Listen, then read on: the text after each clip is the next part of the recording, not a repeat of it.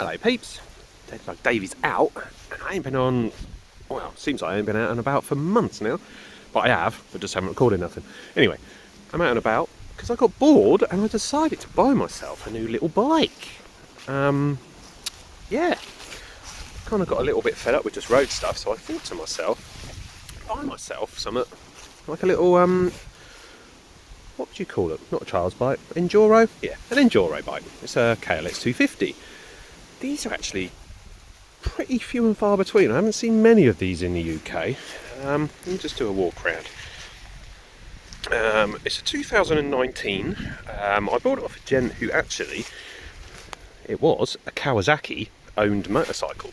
He actually works for Kawasaki in Bourne End. It's Bourne End anyway that he works. Anyway, he had it just before the COVID outbreak, and I think he'd done about 131 miles on it before I bought it. 2 years later, he came into the shop I work at, because I've now changed my job and I now work at a motorcycle shop. So he brought it in, wanted to sell it. I thought, ideal, bingo bango bongo, and here I am. And I basically bought it to come out in, you know, places like this when I was, you know, got nothing else to do, because what else is there better to do than get out into the English countryside? This is actually the least powerful bike I've ever owned in my life. The smallest capacity CC wise I had before this was a 600 Bandit. I've never had anything lower than that before. But I tell you what, there's something so fun about a lower capacity bike, and it just makes me giggle every time I ride it.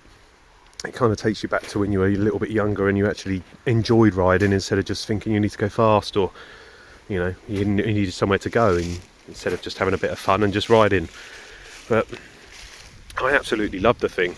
You know, top speed is 70-ish. I think they're definitely restricted, and I've heard there's a bypass which you can do on the clutch switch, which is this little box here. You take that out, you put a bit of cable / wire between the two, and it bypasses it. And I have tried this, and it definitely does go faster than 70. Not saying how fast it does, but yeah, it does. But I didn't push it too fast because it's basically still breaking in. I've only really done the first service about a week ago. But it definitely works. It definitely seems to be a different engine map when it's in neutral and the side stands down. But yeah, it's never going to do like 100 mile an hour. Anyway, let me have a quick walk round.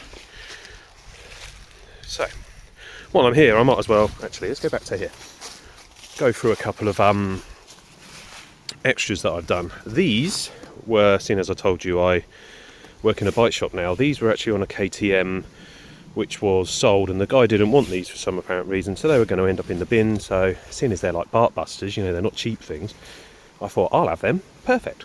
I'll probably just spray these white or green, or maybe white and green, I don't know.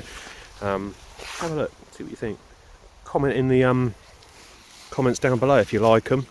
I bet 99% will say they look horrible, but you know what, I don't care. Also did Renthal handlebars, because the original ones, they had like holes down here just to hold the like cables from the instruments from like these clusters. They actually had holes in, so it was right on an actual bend, so if the bike fell over, it would have just, it would have just bent, which is a bit crap.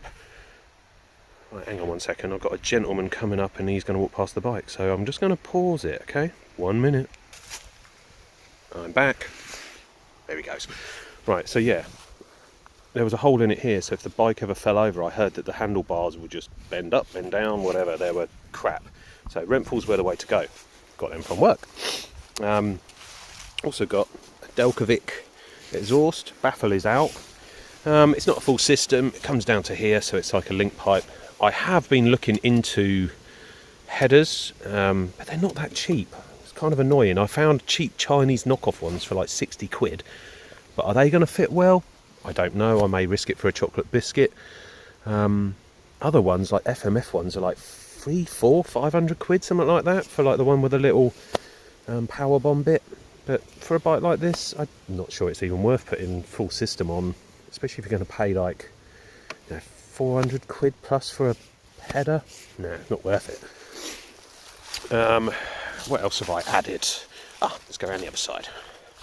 Seeing as I wasn't really heard, and I ride this a lot through main town centres, I thought, Denali sound bomb, put an air horn on. Yeah, it gets me heard a lot more. This is the split one, so the actual compressor is hidden up under here, and the other one's there. I'm going to need to put one of these on my Tenere, which I still need to do a video of ride on my Tenere, don't I? God, I'm really slacking. I must apologise. So while I'm here, I want to show you the dash. Dash is extremely basic, but you know, it is what it is. That's what the bike sounds like. I'm not really going to rev it up high because, yeah, it's cold. I've been sitting here, I've had a drink and a snack for, probably been here for a half hour, possibly more.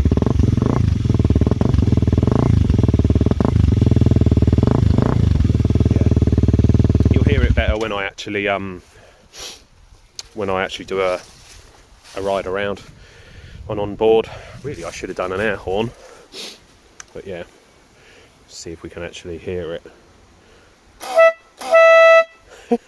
Doesn't sound that good without riding. It sounds like the compressor's not great, but yeah, I actually really like it.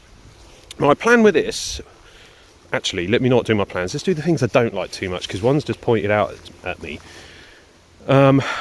Things I don't like: mirrors. They're alright, they don't see past my wide shoulders that well. I'm probably going to get can't remember what they're called, but they basically come from a ram mount from here, and then you have the inner bit, and then you have another bit on the end. So it's just like a ram mount, like a GoPro. They are so much better, but they're about 150 quid. But if I buy them for this, if I ever sell this, which I probably won't, I'll just put it on another bike. There'll be mirrors to actually keep. So mirrors, not that great. Power of the bike isn't that great for what I'm used to, but to be honest, for things like out here, which I've actually got the bike for, it's perfect, it's fun, lightweight, extremely lightweight actually. It's like riding on a Wasp if you wanted to.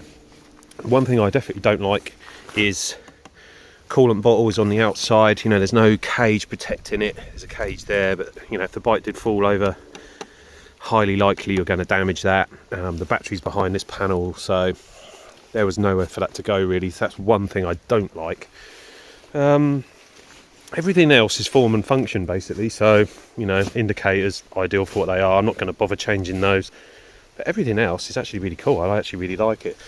Brakes, actually really good compared to what I was thinking they were going to be. I thought they were going to be junk, but they're actually pretty damn good, to be honest. The bike is really light, so there's not really much to actually pull up and stop, sorry. But apart from that, it's really good. Build quality is pretty good. I've noticed the salt at the moment, because this is my daily. It's starting to attack the spokes. So yeah, I'm actually going to get my Tenere spokes redone by a company and get them with the nickel ones. It's nickel plated or something. You can still get stainless steel, but they're actually, I don't know if it's nickel plated, something like that anyway. So I may send these off after a while and get them done too. Back to what my plan is with this bike. So at work, I get a lot of people that come in and they say that they're worried about how to ride a geared bike, because they've come from either just driving a car or riding a scooter. And I've been meaning to, and I've mentioned it a couple of times on my channel, I've been meaning to actually do a video with some sort of tutorials of how to break it down in your mind and not worry about it. Because when I speak to people at work, a lot of people, they overthink it. They think you have to do like 5 or 6 things at the same time, when in theory, you know, you can break it down to 1 or 2. And once I've actually spoken to them, a lot of them have been a lot more comfortable with it, and they've gone away a lot more happier and more confident. So I'm going to try to break it down in a video, and hopefully I'll help people, because that's really what I wanted to do on here. I'm not actually here to try and get millions of subscribers. I don't want to make no money from this. I do this out of a passion of bikes, and if I can help one person ride a bike, you know, with confidence, I'll be a happy man. So that's my plan with this bike, as well as come out in a place like this when I'm bored, nothing to do, on a cold Sunday afternoon. It's freezing. It was my birthday the other day, so this is a present to myself. Anyway, this is pretty much 10 minutes of waffle. But yeah, here's my new bike. I will be doing a video of how to ride geared bikes for people who are worried. I will be doing some on ride bikes as well. Possibly may do some green lane videos. If that's something you want to see, drop it in the comments below. Maybe it'll be something you're interested in. And then the more comments I get of it, the more likely I'll do it. Anyway, I'm signing out. I'm going that way, down there. I'm going to try and find another green lane, which is apparently over there somewhere. So, Deadbug Davies out. Laters. Toodles. Bye. Bye. Bye.